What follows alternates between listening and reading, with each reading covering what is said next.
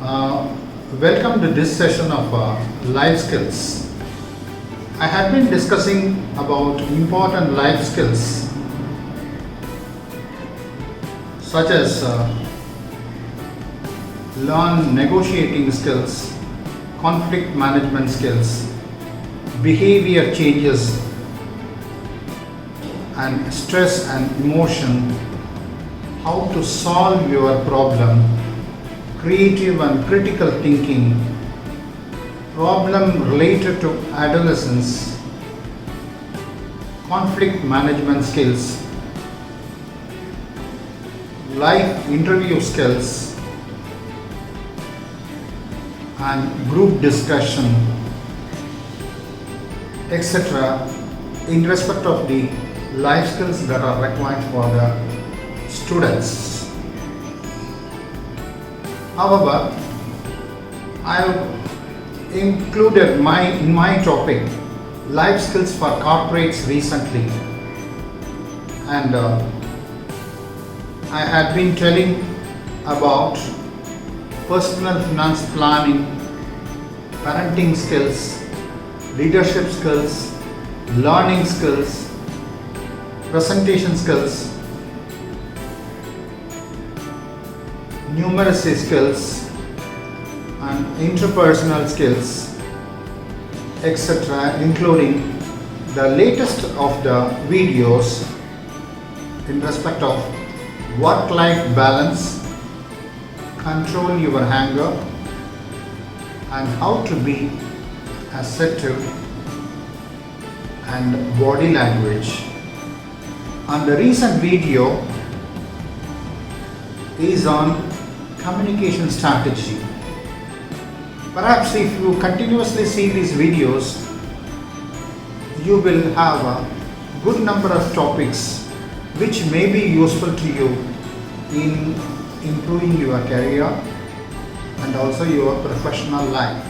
Today, under life skills, I would like to talk about stress management techniques. What is stress management?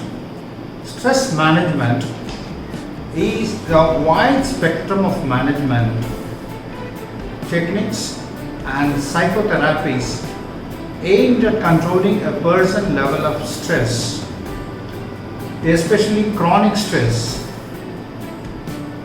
The stress management is a wide spectrum of techniques and psychotherapies aimed at controlling a person's level of stress, especially chronic stress, usually for the purpose of and for the motive of improving everyday functioning. Types of stress. Acute stress. Acute stress is the most common form of stress among humans worldwide. Acute stress with the pressures of the near future or dealing with the very recent past. This type of stress is often interpreted for being a negative connotation. While this is the case in some circumstances, it is also a good thing to have some acute stress in life. Running or any other form of exercise is considered an acute stressor. Some exhilarating experiences, such as riding a roller coaster, is an acute stress but is usually very enjoyable. Acute stress is a short-term stress and as a result does not have enough time to do the damage that long-term stress causes. Chronic stress. Chronic stress is unlike acute stress. It has a varying effect on people that can become very serious health risk if it continues over a long period of time.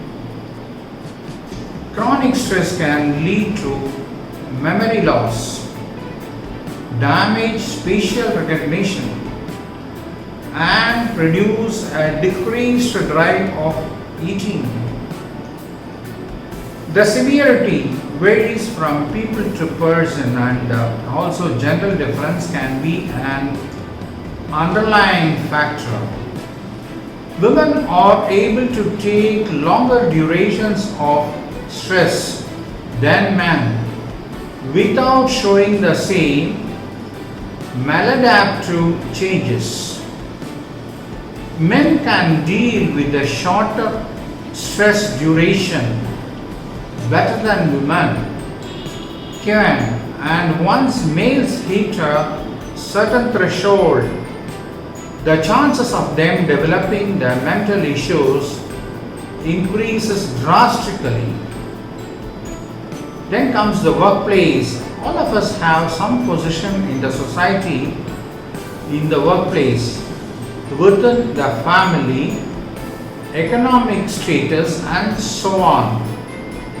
Unfortunately, most of us are unwilling to accept where we are. Instead, we wish we were somewhere else, usually at a higher position. Managing that stress becomes vital in order to keep up job performance as well as a relationship with co-workers and employers. For some workers, changing the work environment relieves work stress. Making environment less competitive between employees decreases some amounts of stress. However, each person is different and some people like the pressure perform better. Stress in the workplace does not have to be negatively viewed. Stress, when delivered or viewed accordingly, the performance of the worker can be good. The stressors may vary but can have, as a result, mental stability can be used in a more productive manner instead of a negative one. A stressor or influence of stress in the workplace can be organization commitment, which is the degree of a worker's site, mainly being the ID, being in the state of affective, continuance, or normative. A worker who wants to stay at the company because they enjoy the job, this is effective. The worker which needs to stay at the job because of economic or social issues, this is continuance. And the worker who feels obligated to stay on the job because of a rise or a boss is a good friend of theirs, this is normative. Each of these original commitments can cause good or bad stress. That is why the managing or strengthening one's mental ability can make stress a positive or a negative while in the workplace. Salary can be an important concern of employees. Salary can affect the way the people work because they can aim for promotion and in the result higher salary. This can lead to chronic stress. Cultural differences have also shown to have major effects on the stress coping problems. Eastern Asian employees may deal with certain work situations differently from how a Western North American employee would. In order to manage stress in the workplace, the employers provide stress managing programs such as therapy, communication programs, and a more flexible work schedule. Medical environment. A study was on the stress levels in the general practitioners and the hospital consultants. Over 500 medical employees participated in the study conducted by Kaplan. These results showed 47% of the workers scored higher on their questionnaire for the higher levels of stress. 27% of the general practitioners even scored to be very depressed. These numbers came to a surprise Kaplan, and it showed how alarming the large number of medical workers become stressed out of because of their jobs. Managers' stress levels were not that high as the actual practitioners themselves.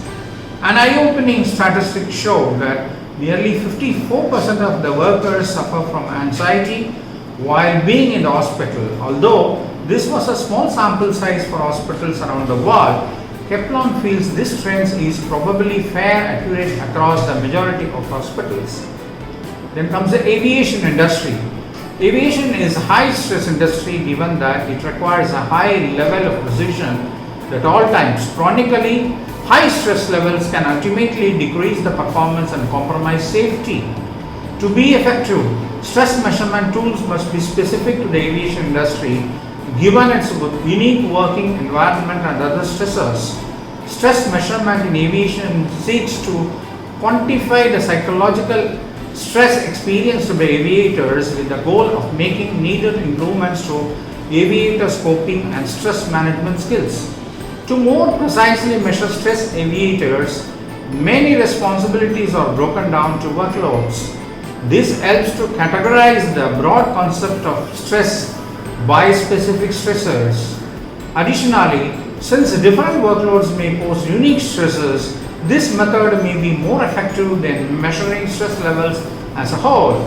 Stress measurement tools can then help aviators identify the stresses are most problematic for them and help them improve on managing workloads, planning tasks, and coping with stress more effectively. To evaluate workload, a number of tools can be used. The major types of measurement tools are performance-based measures, the subjective measures like questionnaires which aviators answer themselves, and physiological measures like measurement of heart rate. Implementation of evaluation of tool requires time, instruments for measurement, and software for collecting data.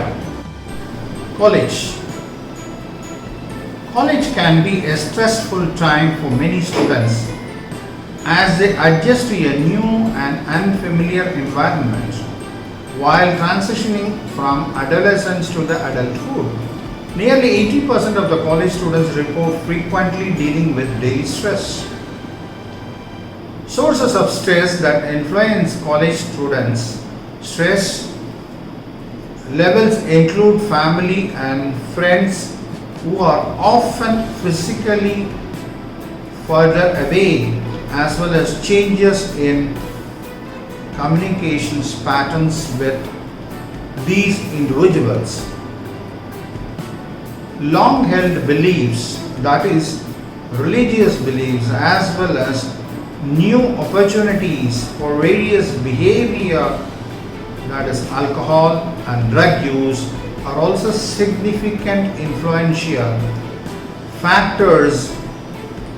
In addition to these potential sources of stress, college students are also faced with often rigorous academic demands. In order to manage this stress, students rely on many strategies, including problem focused and emotion focused coping. Problem focused strategies employ action oriented behavioral activities like planning. For example, emotion focused strategies involve the expression of emotion and often include the altering of expectations. Although problem focused strategies have often been found to be more effective than emotion focused strategies, both categories include coping mechanisms that effectively reduce the negative impacts of stress.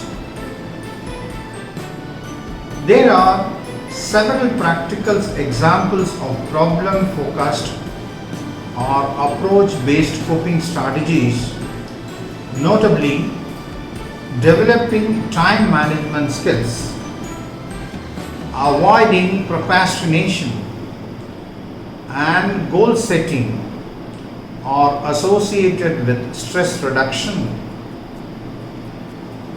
These skills allow students better prioritize new responsibilities, leaving them more time for sleep and leisure activities, which have been shown to reduce stress.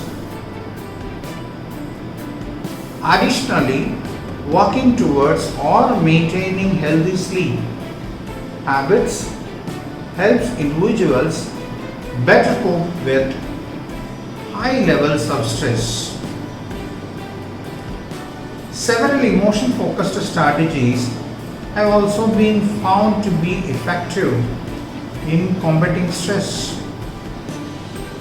Accommodation strategies that do not directly change the stressor but rather change one's emotions surrounding the stressors, such as positive reframing, are widely associated with stress reduction. Strategies like finding humor and journaling, especially gratitude journaling, are also effective.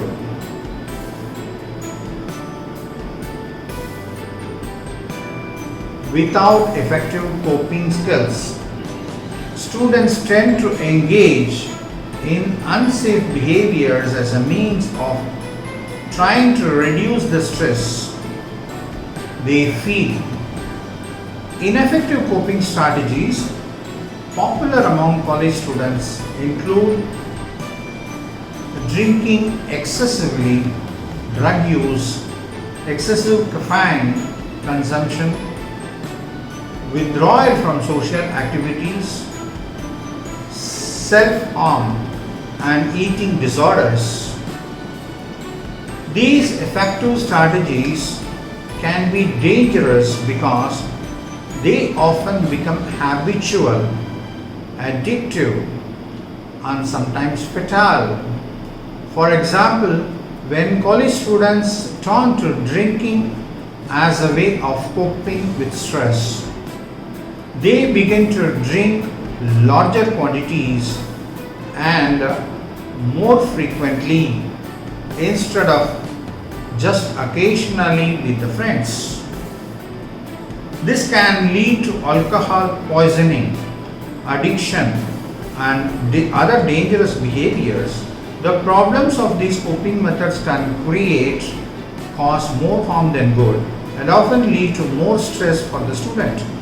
Researchers have not found significant gender differences in regard to how men and women use problem-focused strategies. However, there is gender variation in regard to emotion-focused coping. Women tend to use emotion-focused coping strategies more often than men on an average.